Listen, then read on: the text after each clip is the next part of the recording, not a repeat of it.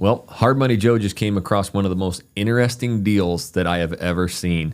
It was a house flip that a past client had of his who foreclosed on it. So it's back in his hands and nothing was done with it. So we're going to acquire it. And in this video today, you're going to hear some of the most shocking phone calls because we're going to call the city and we find out crazy things about this property. It's already divided and we might be able to drop mobile home units on it to cash flow. And then what we find out in this phone call and using ChatGPT, we might be able to drop duplex manufactured homes on there, get 4 doors and cash flow like a mug. We don't know if any of it will work or it could be an absolute cash cow. But in this video, you're going to want to stay tuned. If you ever are looking at properties and it's got extra space next to it, this is going to be the video for you. So we'll dive right into it. All right, so we have this property, and actually what we're gonna do is we're gonna call the city right now, and then we're gonna dive on the computer. We're gonna look at it, the whole property with you guys, and then we're gonna do a bunch of ChatGPT research of how much it costs to do all these things.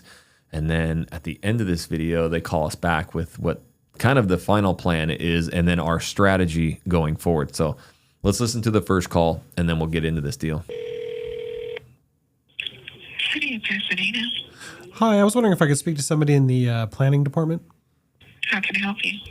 Yeah, we're looking at acquiring a property in Pasadena. It's been in disrepair for some time, but it sits on a good-sized lot. We were trying to get a better grasp of what the restrictions of adding other units on that lot would be. As far as the deed restrictions? Or just the requirements and guidelines? The requirements. And I'm not sure if this is like a replanning type thing. Yeah, more than likely it's going to be a replat. So just kind of give you a rundown. It's 2 lots. They sit side by side. Hold on. Sure. Let me stop you because I don't want you to go into great detail. And that's the individual you would need to speak to. Okay. And then you would have to repeat it multiple times. I can give you Adelia's direct phone number. She's the planner, and she also does the planning process. Okay, awesome. And you'd be able to address any questions that you may have. Her phone number is 713 Yep. 920 Yep. 7923. And what was her name again? Sorry. Odelia. Odelia. Odelia. Obelia. Okay, perfect. All Thank right. you for your help. You're welcome. All Bye-bye. right, bye-bye. There we go, making moves. Let's call Obelia, or was it Odelia? Something like that, yeah, Odalia, I think. City of Pasadena Planning Department. Hi, is that Odelia? Yes, this is she. Odelia, hi. My name's Joe Davis. We were just we were just inquiring. We were looking at buying a property there in Pasadena. It's been sat in disrepair for some time. Okay. The property sits on 2 lots totaling 20,000 square feet. Okay.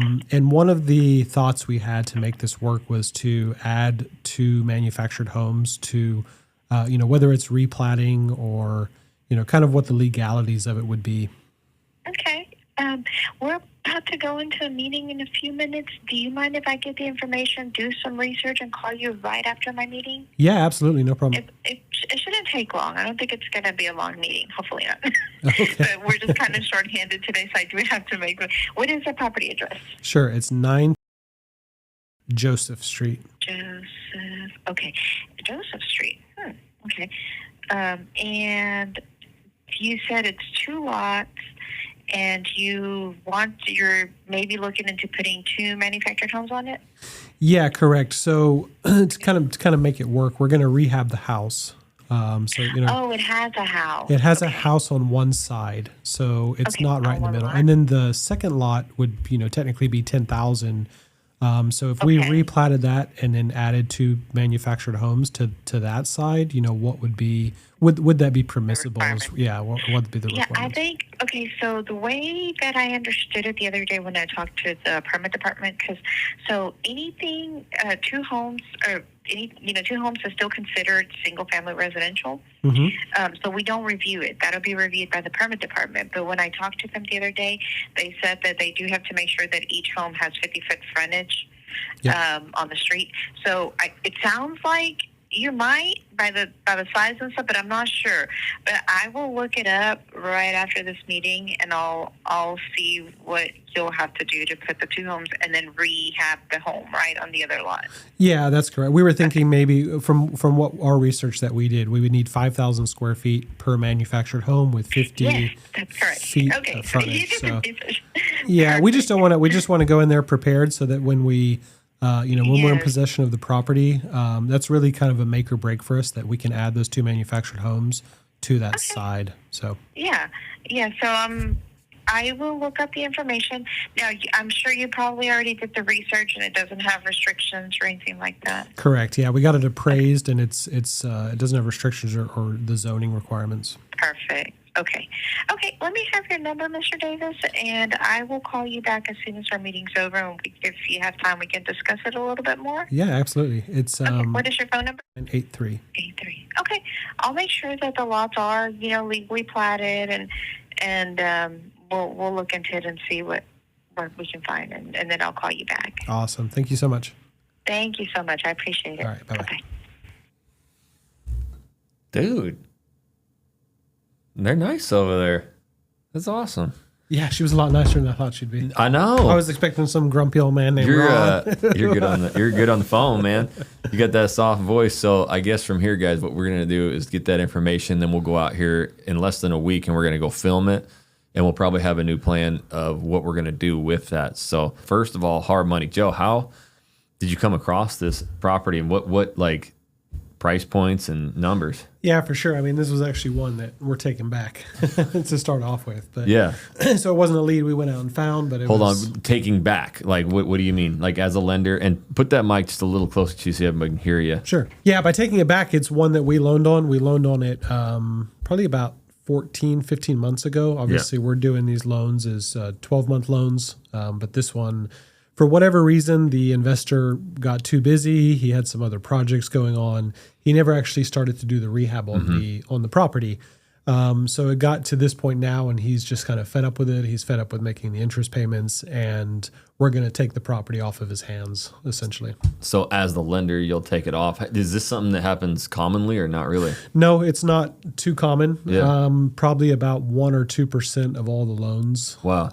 Will have, and most of the time it's not this situation. Most of the time it's not that they just give up on it without doing any work. Right. Yeah, that's kind of unique. Yeah, most of the time when we see this, it's because they've had issues with the contractor. Yep. And that's why I always tell people the most important aspect of flipping, besides getting your numbers correct, is to make sure that you have a contractor that you can trust, a contractor that has, recommendations that you can kind of get a proof of what they've done. Yep. And they're sticking to that budget. So I'm going to pull up the cash calculator real quick, and you'll be able to see it too. What price points are we looking at right now? Sure.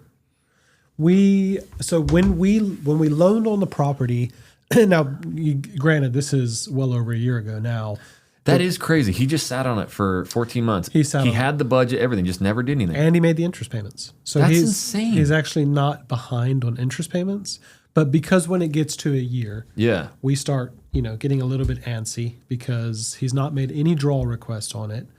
And we know that the work is not being done. So if you're going to extend it a year, it's not normally a problem. And almost every lender, hard money lender, does not want to foreclose on a borrower, right? So if they can see this property is 90% done or it's listed, they're just going to let you extend it and give you a little bit of time. Yeah, that's good to know for flippers out there. Yeah, we should probably make it clear as other hard money lenders. A lot of people will panic. They'll get to 10 months and be like, "Oh crap, you're going to foreclose on me in eight weeks because it's maturing in a year." Yeah. But we're working with them actively and saying, "No, we can see you're making efforts to get this thing off the books." So Yeah. but for him, he just was like, "Well, I'm not gonna do the work. It's at a year. I don't want to get another loan for a year, so I'm getting rid of it." I gotcha. All right. So here's the cash calculator. What numbers was he working with? So when we first loaned on it, the appraisal was at $255. So that's the resale value? That's the resale value. Okay.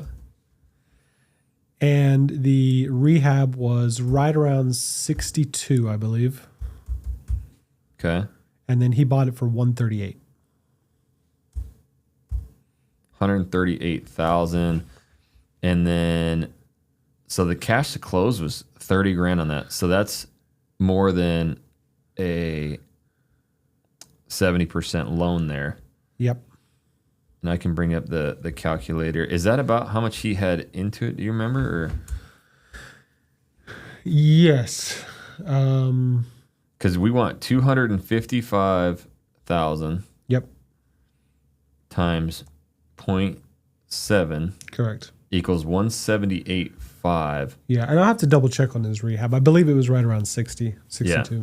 So really what he was looking at, I mean, that's 200,000 after closing costs and all that. He had a good like $30,000 to $40,000 spread on that. Yeah, correct. Yep, which a lot of the flippers I talk to, that's really what they're looking. You know, man, I've met so many different flippers. It's crazy what strategy they have. Some just want to double the money they put in. Some want just 20 grand.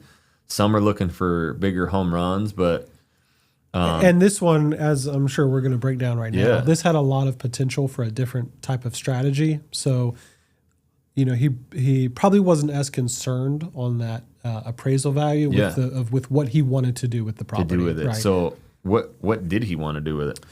Yeah, I mean, there's, you know, it's very rare. It's in an area called Pasadena. Yep. It sits on half an acre. Yeah. Anywhere half an acre in Pasadena is very rare. So more than likely he wanted to drop a couple manufactured homes on there just for the rental cash flow would be through the roof. Yeah. Or to build another unit on there. Or what you could do is you could have them subdivided and you could sell the property and then you could sell the lot separately. Or you could owner finance the lot, right? This kind of Yeah. deal is something that has multiple potential exits, but you just got to figure out what's the best one for you. What's the best one to capitalize on? So you as the lender, you're getting this one back and you're like, hey, okay, we could do something with this, you know, instead of wholesaling it back out or whatever. Yep. So exactly. this is actually one I think we're going to partner on. We're going to go walk it next week, and we're also going to call the city here in a little bit. We haven't talked to them. I don't know if they'll answer or what they'll say. Sometimes dealing with the city is not the But I was funnest thing. going to show them on the map here is oh, hold on, we got to bring it back. And honestly, we can probably get it done for less than 60 on the work. Yeah, so as you guys can see here, and the good news about it is it's got this new fence on the left side. The house is all the way over on the left. And if we just bust over here a little bit, it's got this huge driveway gate. And if we put a nice new fence in, you know, it'd be incredible. But this whole space, it goes even farther back over here, is all part of that property. So yeah, half acre is super rare in that area, but it's also an area too where highly desired to have a lot of space. Yeah. And I think anywhere is highly desirable to have a lot of space. So right now your thoughts are kind of like right here, kind of where the trees are, putting some kind of fence. Yep. And then turn this whole area and dropping mobile homes or manufactured homes in there. So Yeah, and we have to double check. You know, if there was a unit there before, then it probably is already tied into the public water and sewage. That's one thing we're going to have to check on. So what I did right out of the gate is I was like, I'm curious about this before we walk it. So I went to ChatGPT, Which is wild. which is crazy. And I said, hey, we're buying this property. Gave the address. It's a half acre lot, one house on the far left. It has plenty of room for 3 single wide mobile homes to add to rent out. I want you to act like the city of Pasadena building inspector. Tell me what we would have to accomplish or to do to accomplish this. And is it legal to do? And can we tie into the city sewer? And it said, if I was acting as the city of Pasadena building and planning department, here's how I would respond regarding your plan. And we found this, that under Pasadena Ordinance 98-8, having 3 or more manufactured homes on a single parcel means that it qualifies as a manufactured home park. So the house and adding 3 is a total of 4 is what it's saying. So 3 plus is a manufactured. So 3 is okay total.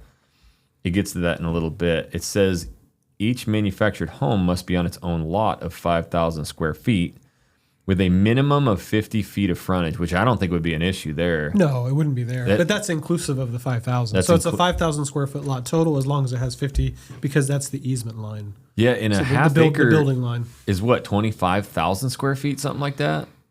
Yeah, I mean I you think can so, you can 'cause- pull up the we can pull up the tax roll, but yeah, it's But I'm just saying in general, like 1 acre is what, 40 something thousand? just over 40,000. Yeah, so 40. you've got a lot already over 20,000 square foot. So Yep.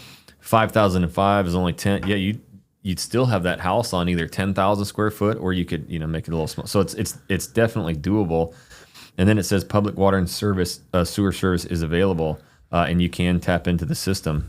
But here's what it really says: you have to have a minimum of 5 acres to have a mobile home park, which is 3+. So we don't have that.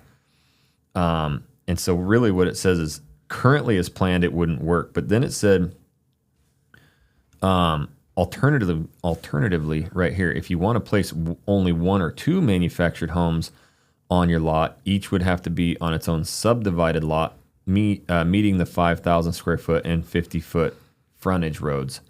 So that is doable. Okay, so simple math, obviously with no real numbers, how do you make this plan advisable? How could somebody out there, so it's hard money loan, fix up the original house, and then do you get a loan to get the manufactured homes? Yeah, I mean that's why I love these deals. These are out of the typical because you're just working all these pieces and saying, what's the best way to monetize this deal? These are the deals before I started flipping where you're just like, how do you even come up with this stuff? And people just leverage hard money loans and then finance the trailers and you're really not out of Yeah, your I mean, pocket there's so many different ways you could go.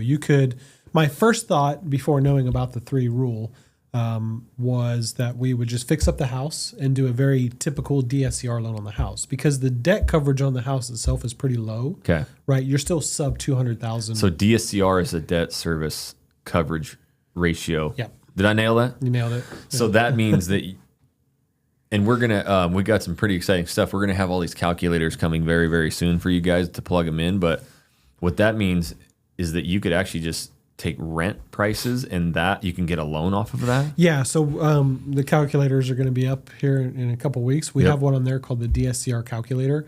Now, where lenders are sitting at mostly right now is that it has to hit a 1.1 DSCR rate. Yeah. Right. So that old adage of being 1% in to make it a good investment. So if you're invested in $100,000, you want $1,000 for every $100,000 that debt is. Okay. So if you have $200,000 of debt, you need $2,000 of rent. And Okay. That's just a very layman's terms of where you want it to be to cash flow. So the DSCR calculator, you can put all your numbers in there, and if it churns out to 1.1 or above, then you're good to go. You'll be able to refinance out that pretty easily without having to bring a lot of money to the table. And that's kind of changed because taxes has gone up, insurance has gone up, and the DSCR rate is creeping up. Gotcha. But yeah, so my first thought on this one was if we completely fixed up the house, spent $50,000 just to make it rent ready, and then we got a tenant in there, we could DSCR the house by itself, and now we're on a 30-year mortgage. Okay. Right? Now we can do whatever we want with that. Yep. And once we have that 30-year mortgage, we could look at now with the additional space is dropping the trailers on that additional lot. And then because the house is covering the debt on the DSCR, all of the rental income from those trailers is pure cash flow, right? Yeah. So you're going to in this hypothetical situation, you DSCR loan the house. That's going to break even is what you're saying. Yes. You're not going to make really much money on there, maybe 100, but where you make the money is by adding, let's say 2 trailers. And I ChatGPT'd it on like kind of what you could expect rent wise for that. But it could be with 3, you'd be looking at $4,000 to $5,000 a month of just cash flow. Yeah. With 2, it's looking like $2,500, I think, to a little over $3,000 a month, which Pretty is still awesome. not bad. And that's not including if you go and you finance the trailers, but Right. there you can get pretty good deals on them. You're looking $400 or $500 each one. Yeah. But all of the rest of that is cash flow. I mean, Yep. you're going to have some capex costs. You're going to have some maintenance, in that, but it's still a very lucrative deal, right? Yeah. So especially if you're looking into cash flow, and I've actually had people reach out to me and they have properties like this when they have a bunch of extra space on the lot and they're thinking about doing this, or if you're looking to buy a flip and it's got all this extra lot space, this is stuff that you could do on there. So then, But it's great to do the research before you buy it. I know. Because some people, we had one a number of years ago down in Alvin, which we bought the lot at a tax foreclosure, which had the right of redemption. But anyway, long story short, it's surrounded by manufactured homes, so we thought we could just drop some on there. Yeah. But they had changed the city code. Yep. Because they were trying to restrict the amount of manufactured homes in there. yeah. So it kind of put we got the lot for so cheap it wasn't we just resold the lot. But Yep. So we're gonna call them here again. I don't know if they'll answer or not, but the next question I asked is, what if we did subdivide the property and just did the 2 mobile homes? How much do you think we could sell each of them for? So now it's like kind of a question of like, okay, you have the original house, you subdivide it, maybe you sell that off, try and make profit, or you rent it, and then what if you did the 2 extra mobile homes side by side, and then you flipped those, you sold those? So it was pretty interesting too. What it talked about here on there is basically, yes, this is legal if subdivided correctly. Again, it's got to be minimum of 5,000 square foot, 50 feet of frontage. That shouldn't be an issue. Homes must meet the code, tied down per Texas regulations. So it's kind of going through that. But here's where it gives you like kind of the different prices. And if you're subdividing, it looks like the price really relies heavily on how nice the setup is, the pad and all yeah, that. just like any comp, which is nice. But then it also leads you to think, okay, I guess it would still be more beneficial to leave the house. But if we pull up the tax roll, it's going to be over 20,000 square foot lot. That gives us the ability to subdivide 4. 4. Yeah. So is it better to go buy a cheap lot down the street and drop that house and put 4 manufactured homes there? Yeah, I know. Or is it, But then does that run in? Oh, yeah, because then you're not technically putting 4 on one lot. You're just making 4 lots, we're dropping making 4 lots trailers. and putting 4 trailers. Yeah, on. go over there and strike a damn match.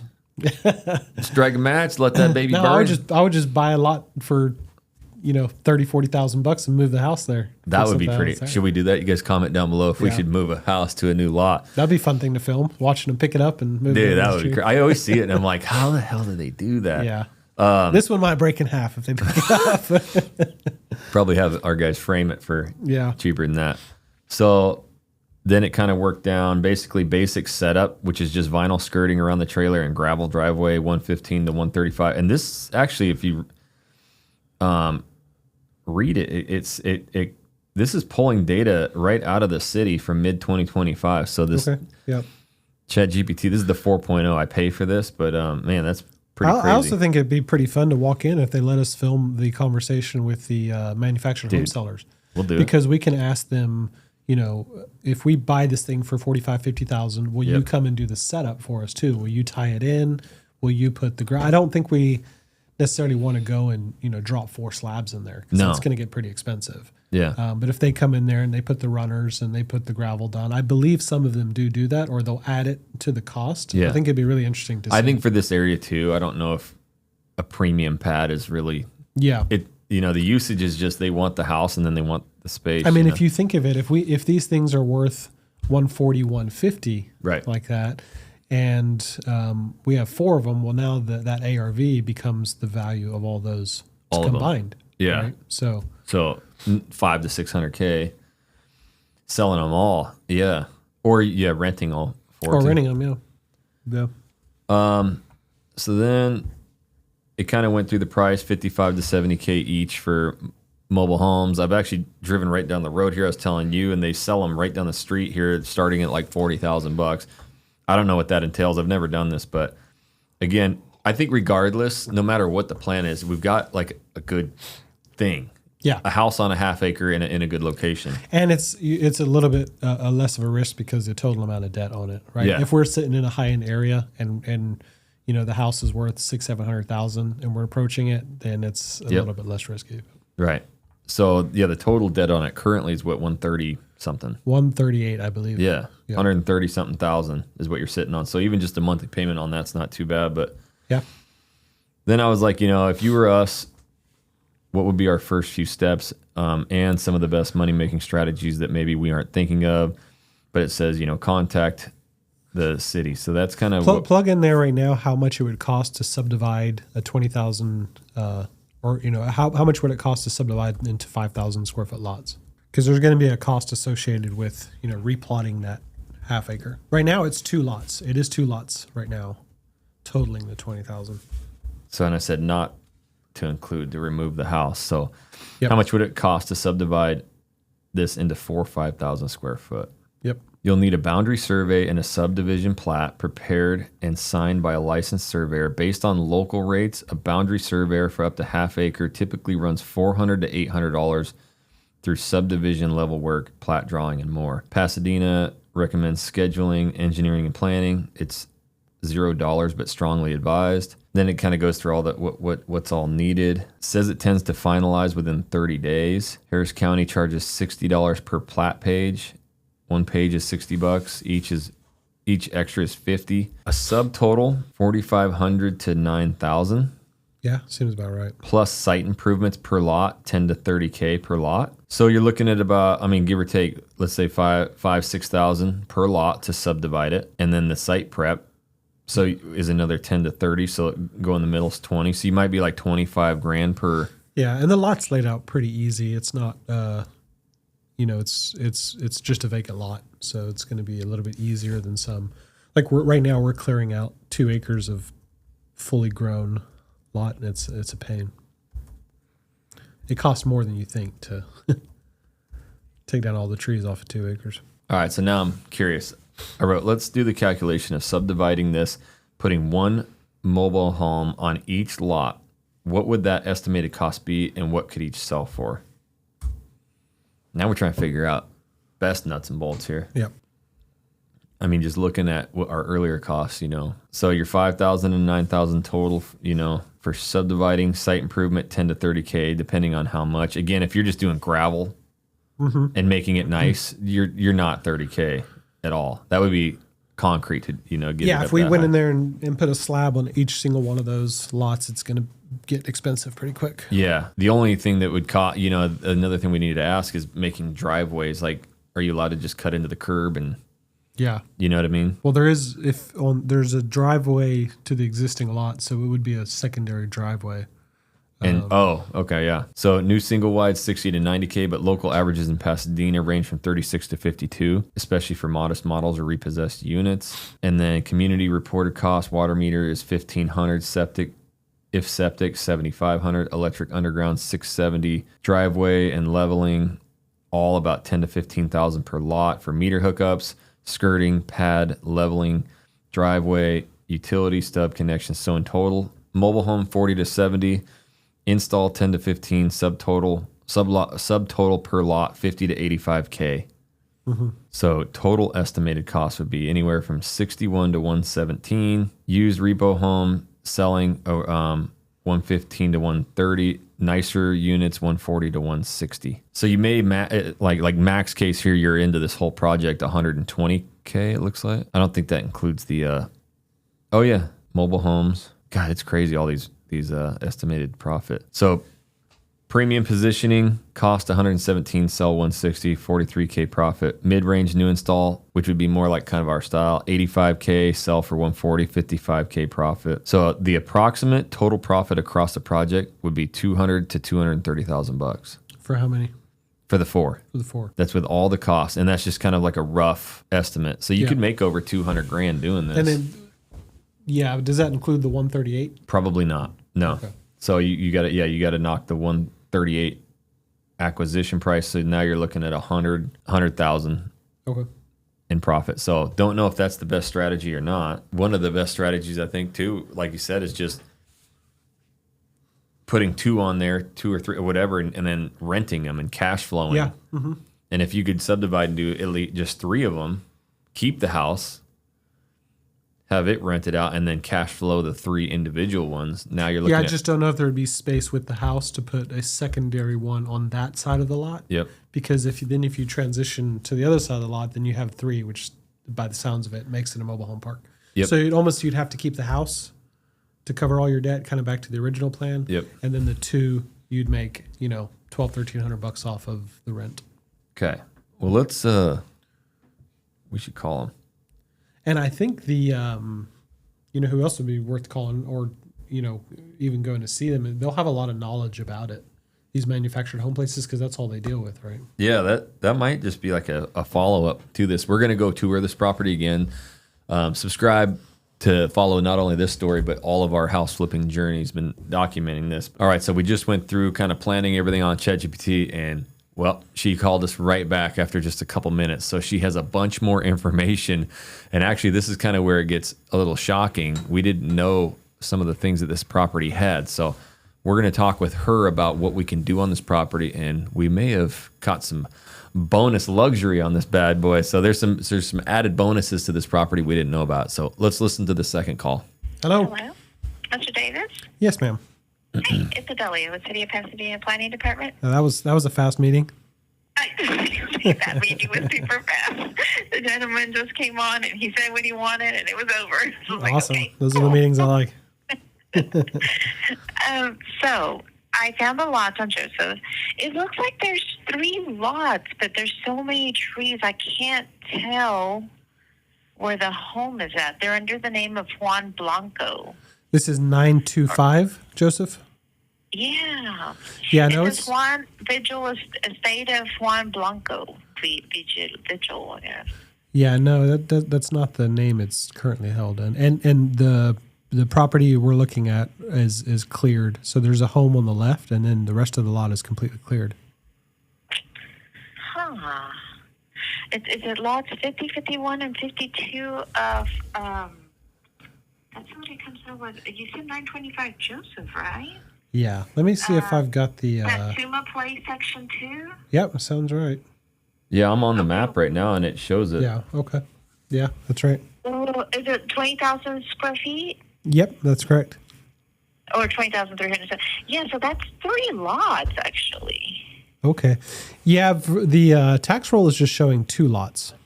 But I could be wrong.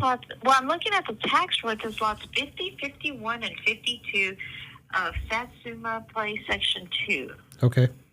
You could be correct. I might be wrong. Okay.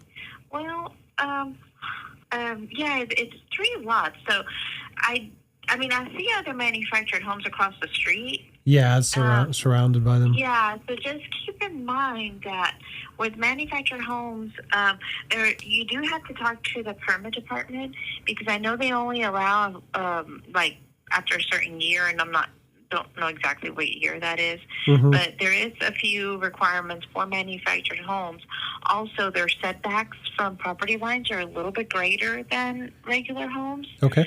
I think it's 15 feet. Don't quote me on that because I'm not too sure. But the permit department will be able to guide you. And I know they have a floodplain permit, I believe, that you have to go through, and also like certain tie down for the home.